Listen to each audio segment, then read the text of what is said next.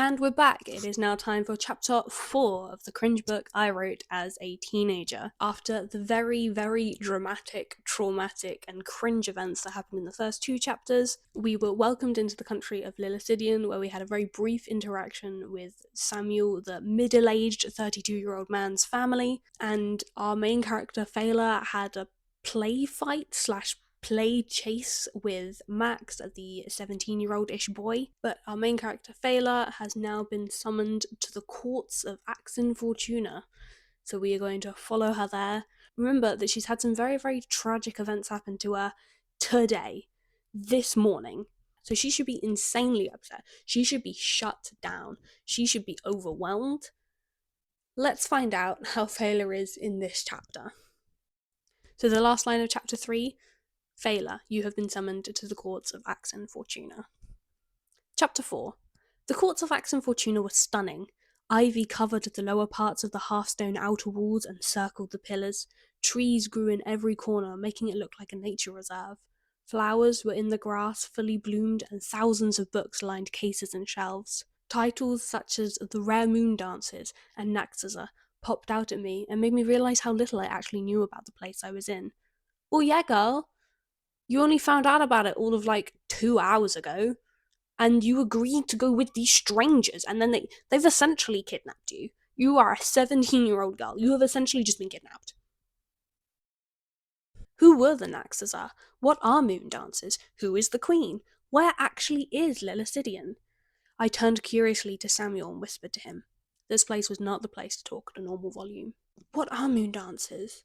And who is the ruler of this place? What's it? Samuel shook his head and said he would tell me later.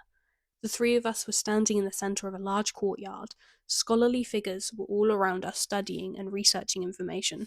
There was a silence that was almost unsettling, and broken only by the turn of a crisp, smooth page. We waited for only a minute when suddenly all of the heads in the room turned towards a door at the left of us. A stunning woman flung open the door and stepped through it. She was wearing all black clothes as if she was just about to begin training for something. I know you are my chief advisor, but the idea is simply preposterous. She turned around and started walking backwards so she could watch the small mousy man that had entered the room from behind her. Queen Catherine, you have to understand that it is the only thing we can do. No, she shook her head. I can't risk it. By that time, the two were nearly at the centre of the room, and still unaware of the crowd that was watching the two converse. The woman, who I presumed was Queen Catherine, turned around and visibly jerked back as she noticed the sheer number of spectators. Sorry, you all had to witness that. Now, who wanted to see me? Samuel took control of the situation and approached her, slowly bending down onto his knee. Honestly, Sam, get up. You know that I don't like it when people bow to me. Frankly, I don't see what the fuss is about. I'm not a god. I'm human too. She's so humble. She's so humble, this queen. Max had wandered forward a little and motioned for me to join him. I stared at him bug-eyed, and he shook his head, smirking, and grabbed my hand. I stared down at my hands. Suddenly he realised what he had done and let go, looking flustered. How many times has this boy looked flustered in the past 3 chapters? Because it's at least 3. Because I tend to record 2 chapters in a row, so I recorded chapter 3 a few minutes ago. He was flustered at least twice in that. He's flustered again. He might have a health condition. He should probably get that checked out. If Lillicidian has doctors, which I assume it would. Come on, he muttered. I continued to gape at him in amazement. Why was he so confusing?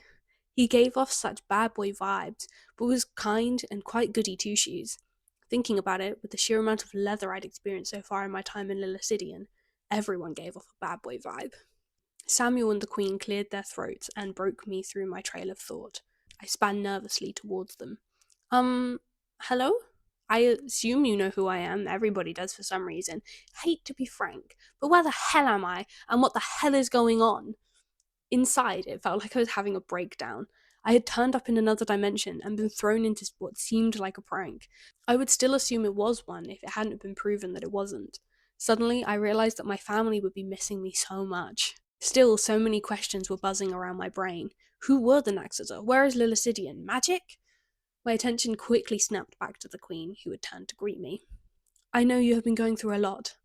A discovery that everything you know is different from reality in your family. I gasped. How could I have forgotten? Silent tears raced down my face, and I forgot about everyone as I lost myself in grief for the second time that day.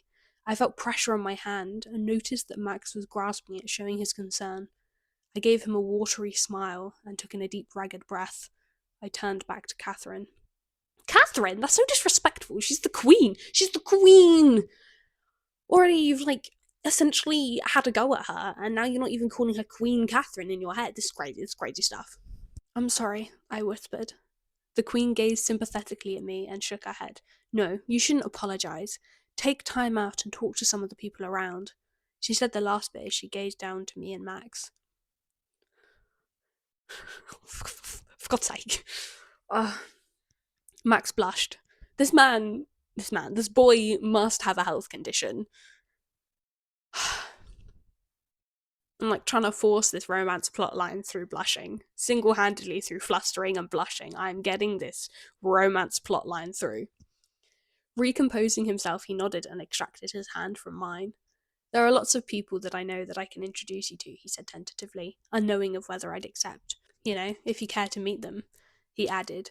An arrogant smirk slipped through. I shook my head. What is wrong with him? Maybe he had a special, confidently obnoxious side to him, reserved for usage around the leaders of the country. Max had turned to stare curiously at me, as I hadn't moved. I wiped my tears from my face and glared at him. I'm coming. Geez, what did I ever do to you? Max seemed hurt at the tone of my voice, and I knew that wasn't how I should have treated him. I'm sorry, it's just been a really hard and long day. Yeah, I'm sorry. Our little argument was broken apart. What argument? I understand what was supposed to have happened there. The vision was Max was supposed to have a funny look on his face, and she was like, I don't like the look of that. What's that supposed to mean? I don't know whether that came across in that at all. Our little argument was broken apart when the Queen, who was preparing to leave, interrupted to inform me that it would be wise if I grew accustomed to magic and the Lillicidian way of life before being thrown into the new information that they had to offer. She obviously hadn't heard a word of the conversation going on between Max and I. You should use the time to train, and use that to release pent-up anger and to grieve, Samuel added, but when he said the last word he seemed almost cold and calculating, as if mourning was not a thing he was used to. Soon he was smiling again, and announced that he had much to show me and that he should get to it. I was confused. That was also strange. I couldn't get my head around all of this. You did it again! What the hell are you doing? Who the heck is this? What is this? I heard, seemingly in reply to my previous statement, as we were walking through the maze of corridors. Who said what? I glared sideways at Max accusingly. It was hard to walk and glare at the same time. Who said what? He replied, turning, indifferent to my cold shoulder. I repeated what I said and stuttered out an idea. For some reason, I thought it came from someone else. In my head. With this, Max laughed. That's insane. It's not possible, he stated, trying to hold in his laughter. You say that as if fire can't come out of your hands. True, but this I cannot believe. Well, try. I'm telling the truth. I came to a stop and stood with my hands on my hips. Fine. I'll ask around and see if this has ever happened before. He ran his fingers nervously through his hair. I smiled weakly at him and began to walk again. Thanks. So to summarise the events of Chapter 4, we have the first view of the courts, where Fayla essentially disrespects the Queen multiple times. But the Queen is a humble girlie. She's like, I'm just a woman. I'm not a god. I'm just like one of you plebs. Good for the Queen. And then we have major character assassination of both Max and Samuel, who simultaneously, in the same 5-minute period, decided that they were going to show little signs of being uncaring towards Fayla, of judging her. Very obviously. It was not subtle at all. It was just, I don't know. And then she heard a mystery voice that didn't seem to come from anyone that was with her, and she suspects that it was someone in her head. So hopefully we'll find out a little bit more of that in Chapter 5. Maybe we'll meet some new characters. Maybe we'll get some of the action going.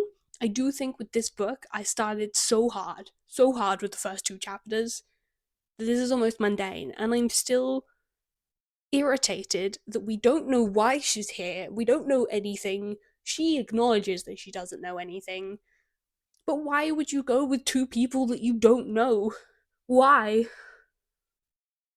And she forgot that her family had died, and she was like, oh yeah, whoops, and started crying again. It's okay, only 20 chapters to go. I can remember bits and pieces of what happens. Oh my god, I just remembered something. That's such a good chapter. I think 13-year-old Mina thought it was a really good chapter. Ah, I'm weeks away from that though. Oh no, I really want to read that. Okay, anyway, I think there's like a bit in the woods where they play a game. I don't know. I'm excited for it. I hope it's as good as I remember it being. And good being relative. Good story and plot wise, not good necessarily writing wise. We'll see. We'll judge that when we come to it. So that's chapter 4 done now. I think my favourite chapter so far has been chapter 2, just based on audacity. But I will see you in chapter 5. Thanks for watching.